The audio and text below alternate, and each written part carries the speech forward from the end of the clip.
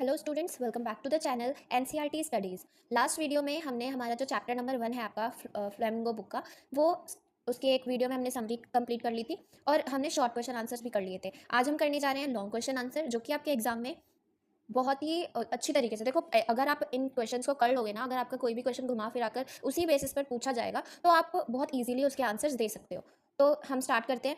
First question देखिए क्या है आपका, क्या बोल रहा है first question. How did the order from Berlin change the situation in the school. जो ऑर्डर आया था बर्लिन से, उसने किस तरीके से चेंज किया स्कूल की सिचुएशन को, स्कूल के माहौल को कैसे चेंज कर दिया। आंसर देखिए, the order from Berlin had stop the teaching of the French language in the school of Alsace and Lorraine. The people of the village were saddened by this. यहाँ पर double S आ गया, यहाँ पर single S आएगा, ठीक है ना। तो एक जो ऑर्डर आया था बर्लिन से, उसने फ्रेंच लैंग्वेज को बंद करा दिया था स्कूल में। कौन से स्कूल में? एल्सिस और लॉरेंस जो डिस्ट्रिक्ट थी, फ्रेंच लैंग्वेज जहाँ पर पढ़ाई जाती थी स्कूल्स में, वहाँ पर ये लैंग्वेज बंद करा दी गई थी और जर्मन लैंग्वेज को जो है आगे प्रमोट करने के लिए बोला था कि सिर्फ जर्मन ही पढ़ाई जाएगी। आगे क्या बोला है? Sad children attended the school were silent and normal hustle and bustle of the school starting was missing। जो बच्चे थे उन्होंने दुखी होकर उस दिन स्कूल को अटेंड किया। एकदम साइलेंट थे सारे जितने भी स्टूडेंट्स वहाँ पर थे, और जो नॉर्मल हसल बसल होती थी स्कूल में डेली, वो उस दिन क्या थी? मिसिंग थी। मतलब उस दिन कोई भी शोर शराबा नहीं हो रहा था। Even M Hamel the French teacher was not in his usual strict of self.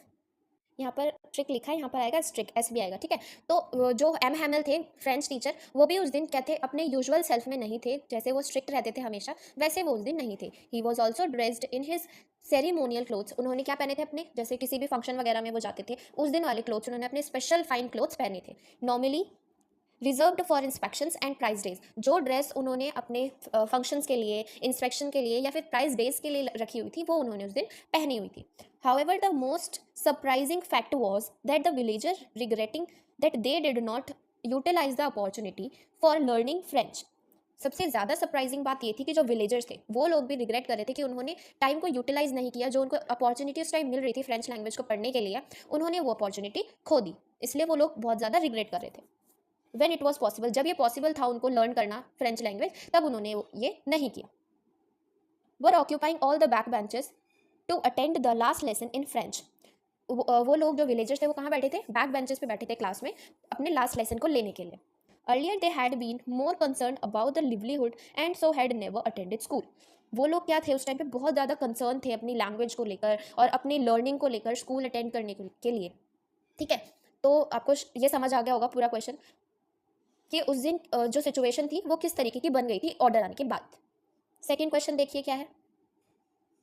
The order from Berlin arrest a particular jail in the school comment. अब आपको देखिए हल्का सा फर्क है इसमें कि आपको बताना है कि पर्टिकुलरली क्या चेंज जो है उस ऑर्डर ने लेकर आया स्कूल के अंदर, ठीक है।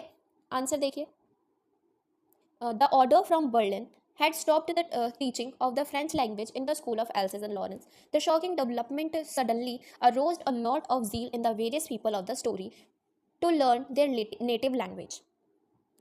देखो जैसे ही ऑर्डर आया, ऑर्डर क्या था कि फ्रेंच लैंग्वेज को बंद किया जाए और जर्मन पढ़ाई जाए। इसकी वजह से सबसे ज़्यादा शॉकिंग जो सडन डेवलपमेंट्स यहाँ पर लिखा हुआ है कि ऐसी डेवलपमेंट्स हुई। कुछ क्या डेवलपमेंट हुई?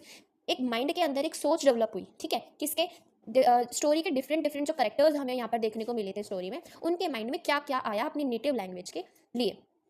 एम हैमिल की बात करें, M Hamel the French teacher changed his behavior for being a cranky and strict teacher, looked at Day a very kind person as it would be his last lesson and he would be going away the next day. जो M हैमिल थे, जो teacher थे French teacher, वो कैसे थे?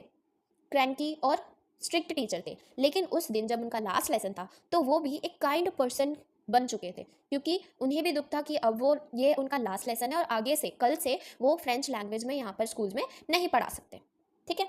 He also taught with more understanding and patience. उन्होंने और भी अंडरस्टैंडिंग के साथ और पेशेंस के साथ सभी को स्टूडेंट्स को उस दिन पढ़ाया। देखो, French was not interested in learning the language earlier. यहाँ फ्रेंच नहीं फ्रेंच आएगा। फ्रांस जो था लड़का, उसके बारे में बात की है कि जो फ्रांस था वो इंटरेस्टेड नहीं था पहले अपनी लैंग्वेज को पढ़ने में, but now he suddenly realised what he had been missing and become very attentive in class. पहले वो पढ़ने में बिल्कुल ही जीरो था, वो बिल्कुल भी ध्यान नहीं देता था, लेकिन अब ऐसा टाइम आया कि उसको भी रियलाइज़ हुआ कि वो क्या उसके लिए जो है एक ऐसी चीज़ जो उसकी मदर टंग है वो उससे दूर जाने वाली है, उसको रियलाइज होने लग गया, इसीलिए वो उस दिन क्लास में बहुत ज़्यादा अटेंशन के साथ पढ़ने लगा।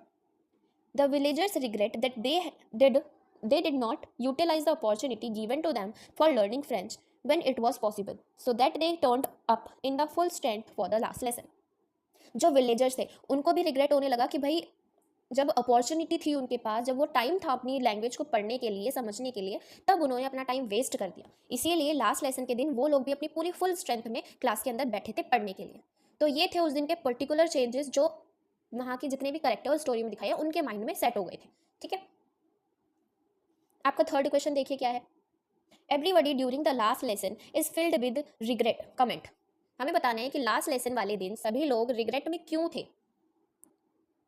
और क्या वो थे या नहीं। तो भाई ये तो यस ही है, क्योंकि सभी जितने भी थे, एम हैमल हो, फ्रांस हो या फिर विलेजर्स हो, सभी लोग जो है रिग्रेट में थे। क्यों थे, अब एक एक करके पढ़ लेते हैं। M Hamel is filled with regret because he had not taken a interest in teaching French as he often sent student for petty अरेंट्स।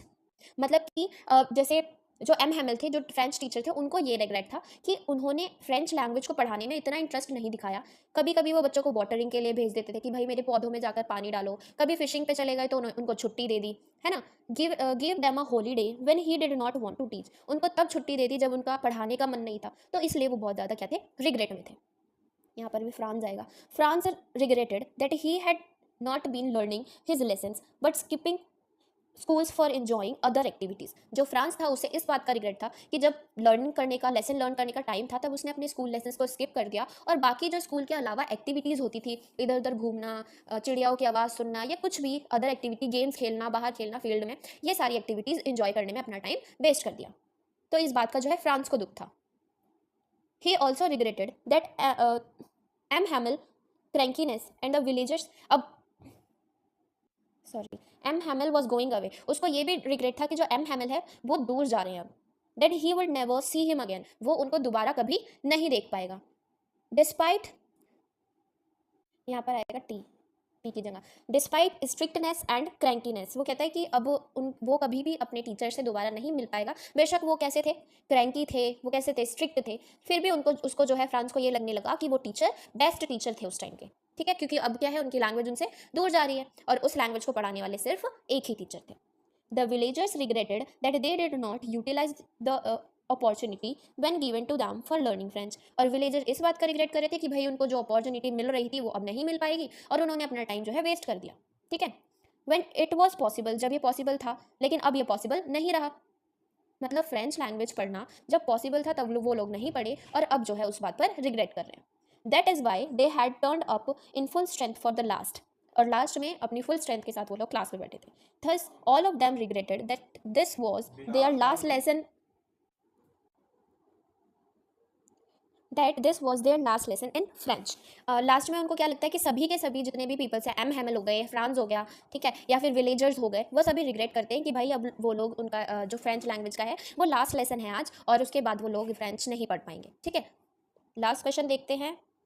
Fourth question है आपका, our native language is a part of our culture and we are proud of it. How does the presence of village elders in the classroom and the M Hamel's last lesson show their SHOW show their love for French. बताना है कि भाई हमारी जो native language है वो क्या हमारे कल्चर का पार्ट है, क्या हमें उस पर प्राउड फील करना चाहिए, और ये बताना है कि जो विलेज एल्डर्स हैं उनका स्कूल क्लासरूम के अंदर होना, या एम हैमल का लास्ट लेसन जो उन्होंने पढ़ाया, क्या उन्होंने जो अपना प्यार दिखाया है अपनी लैंग्वेज के प्रति, वो हमें इस क्वेश्चन में बताना है।